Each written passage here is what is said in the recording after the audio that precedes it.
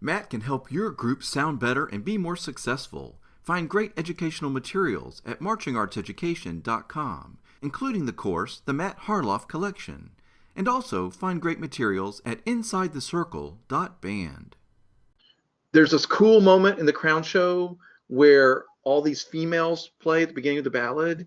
And it's been talked about a lot. And you and I mentioned it to me briefly before we started, but like, how did you guys make that happen? And like, was this planned from the beginning that you wanted to have this female moment until you went out and found them, or were they already there? Can you just brief? I mean, we only have like maybe five minutes, but can you explain that? Yes, I can. It's a really cool thing. Yes, it's one of my favorite parts of our show. And the idea, and I actually didn't realize this until Michael said it to a group of people earlier this summer. But the idea started from Rick Subel, who at last year's banquet, so the day after finals, August whatever last year, we were at our banquet, and Rick kind of noticed how many females were in the brass line, and he just kind of in passing mentioned it to Michael, saying, you know, we should, there's something there. There's something there. We could feature them somehow.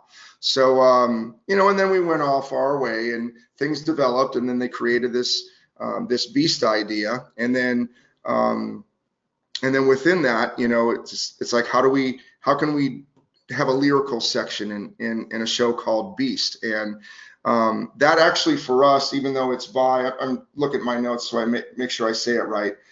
Even though the music is from the Beatles, John Lennon and Paul McCartney, that movement 3 is entitled Taming of the Beast, and it features females both in the brass and the color guard, and then a male group. And I'll talk about the male group in a little bit, but so the idea was to have a small ensemble. And, you know, as we went through the winter, we didn't know how big that ensemble was going to be. We knew we had a group of girls, a lot of them that were coming back and are so talented. And they're the best people in the world. I could not be more proud of them. And it's certainly the whole thing is incredibly powerful. Because it sucks you in. It's you know, there's no electronics in it. It's just them playing, and you know, it's one of those times where you don't want to move. You know, it's just that intense, and they're so good at it. It's one of the hardest things in our show, actually. But I digress. The girls, we didn't know how many girls we were going to have, but we did know that we already had a lot that were coming back, and they were so good. And so we went out and did as much best recruiting we could, and we found some. And Michael didn't know what he was going to write for. So I think the first idea would just be trumpets and mellophones. But we ended up having a couple incredible girls that play baritone audition, and they were spectacular. So talented players. And so Michael added the baritones. We wanted it to be a treble kind of, we call it a cappella kind of moment. We do have another female in the Hornline that plays tuba, by the way, she's also incredible. But Michael wanted it to be just those voices. And obviously with the female having a higher pitched voice, the higher instruments, that was the whole idea. And we ended up attracting 16 incredible girls. And then the thing just came in, the layover over their uniform. It's gorgeous. It really is. And they play gorgeous. They look gorgeous. It's a powerful moment. It's one of my favorite parts of our show. The male, actually, and a lot of people don't know this because we're looking at the girls, actually. But the rest of the brass, minus the tubas, so the baritones, the euphoniums, and the male members of the high brass, they all pick up trombones. And why? Because it's the male part of the beasts. So that's the whole idea. And they go to the back sidelines and they pick up trombones, and then they come together, and Michael once again, the genius of Michael Klesch knocks it out of the park with the Beatles piece, and that comes together. It's awesome. So it's a great story. Those girls are inspiration to certainly the Crown family, but I hope it was great because I was at St. Louis this past weekend, and I went up and I stood. There's the lower level, then there's like a walkway where they let people stand, and then there's an upper level. So I was able to stand there, and it was really cool watching the reaction of people to that moment of the show. You know, I think it's very, very powerful, and I mean, powerful certainly for what we're doing within our show, but I think there's more than that. Without going into it, I think there's a lot more to that, and I think it strikes a lot of people in such a powerful way. So I'm proud of the girls. They are a huge inspiration to me and to I know a lot of people, and yeah, they're incredible. So that's kind of the story.